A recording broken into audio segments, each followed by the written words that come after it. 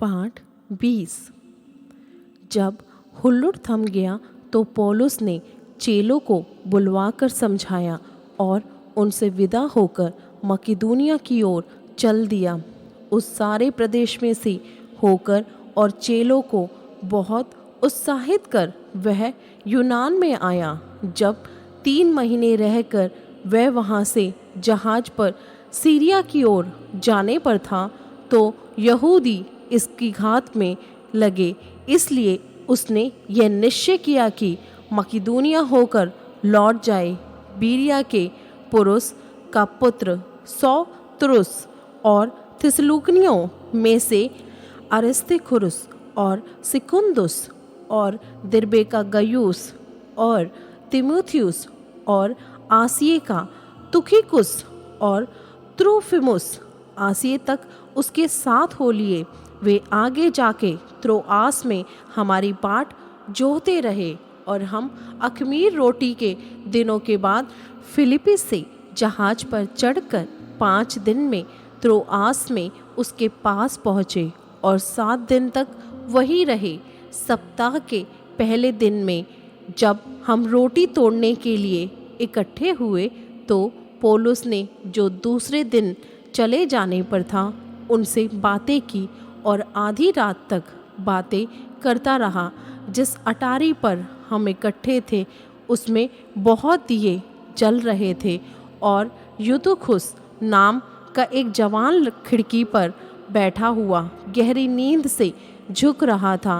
जब पौलुस देर तक बातें करता रहा तो वह नींद के झोंके में तीसरी अटारी पर से गिर पड़ा और मरा हुआ उठाया गया, परंतु पौलुस उतरकर उससे लिपट गया और गले लगाकर कहा, घबराओ नहीं, क्योंकि उसके प्राण उसी में हैं। और ऊपर जाकर रोटी तोड़ी और खाकर इतनी देर तक उनसे बातें करता रहा कि पौ फट गई। फिर वह चला गया और वे उस जवान को जीवित ले आया और बहुत शांति पाई। हम पहले ही जहाज पर चढ़कर अस्सुस को इस विचार से आगे गए कि वहाँ से हम पौलुस को चढ़ा लें, क्योंकि उसने यह इसलिए ठहराया था कि आप ही पैदल जाने वाला था। जब वह अस्सुस में हमें मिला तो हम उसे चढ़ाकर मितुलेन में आए। वहाँ से जहाज खोलकर हम दूसरे दिन खियुस के सामने पहुँचे और अगले दिन सामुस में जा लगे। फिर दूसरे दिन मिलेतुस में आए, क्योंकि पौलुस ने इफिसुस के पास से होकर जाने का निश्चय किया कि कहीं ऐसा न हो कि उसे आसिया में देर लगे, क्योंकि वह जल्दी में था कि यदि हो सके तो वह पेंतकुस के दिन यरूशलेम में रहे। उसने मिलेतुस से इफिसुस में कहला भेजा और कलीसिया के प्राचीनों को बुलवाया। जब वे उसके पास आए तो उनसे कहा, तुम जानते हो कि पहले ही दिन से जब मैं आसिया में पहुंचा मैं हर समय तुम्हारे साथ किस प्रकार रहा, अर्थात बड़ी दीनता से और आंसू बहा बहा कर, और उन परीक्षाओं में जो यहूदियों के षड्यंत्र के कारण मुझ पर आ पड़ी।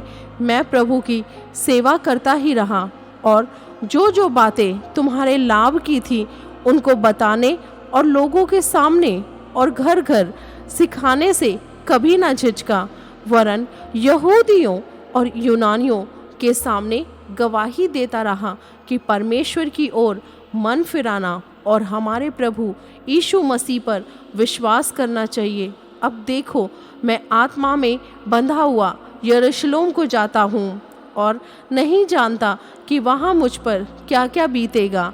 केवल यह कि पवित्र आत्मा हर नगर में गवाही दे देकर मुझसे कहता है कि बंधन और कलेश के तेरे लिए तैयार है, परंतु मैं अपने प्राण को कुछ नहीं समझता कि उसे प्रिय जानूं, वरन यह कि मैं अपनी दौड़ को और उस सेवा को पूरी करूं जो मैंने परमेश्वर के अनुग्रह के सुसमाचार पर गवाही देने के लिए प्रभु यीशु से पाई।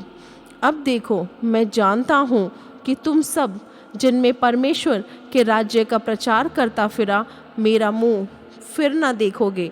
इसलिए मैं आज के दिन तुमसे गवाही देकर कहता हूँ कि मैं सबके लहू से निर्दोष हूँ, क्योंकि मैं परमेश्वर के सारे अभिप्राय को तुम्हें पूरी रीति से बताने से ना झिझका।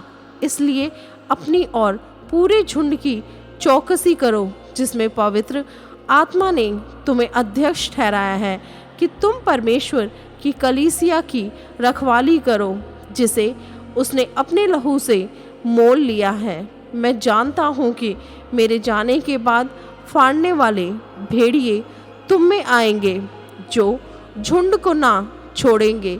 तुम्हारे ही बीच में से भी ऐसे ऐसे मनुष्य उठेंगे, जो चेलों को अपने पीछे खींच लेने की टेढ़ी मेढ़ी बातें कहेंगे। इसलिए जागते रहो और स्मरण करो कि मैंने 3 वर्ष तक रात दिन आंसू बहा बहा कर हर एक को चेतावनी देना ना छोड़ा। और अब मैं तुम्हें परमेश्वर को और उसके अनुग्रह के वचन को सौंप देता हूँ, जो तुम्हारी उन्नति कर सकता है और सब पवित्र किए गए लोगों में साझी करके मीरास दे सकता है। मैंने किसी के चांदी, सोने या कपड़े का लालच नहीं किया। तुम आप ही जानते हो कि इन्हीं हाथों ने मेरी और मेरे साथियों की आवश्यकताएं पूरी की। मैंने तुम्हें सब कुछ करके दिखाया कि इस रीति से परिश्रम करते हुए निर्बलों को संभालना और प्रभु यीशु के वचन स्मरण रखना अवश्य है, जो उसने आप ही कहा है, लेने से देना धन्य है। यह कहकर उसने घुटने टेके उन सब के साथ प्रार्थना की। तब वे सब बहुत रोए और पौलुस के गले लिपटकर उसे चूमने लगे। वे विशेषकर इस बात से शोकित थे जो उसने कही थी कि तुम मेरा मुंह फिर ना देखोगे। तब उन्होंने उसे जहाज तक पहुंचाया।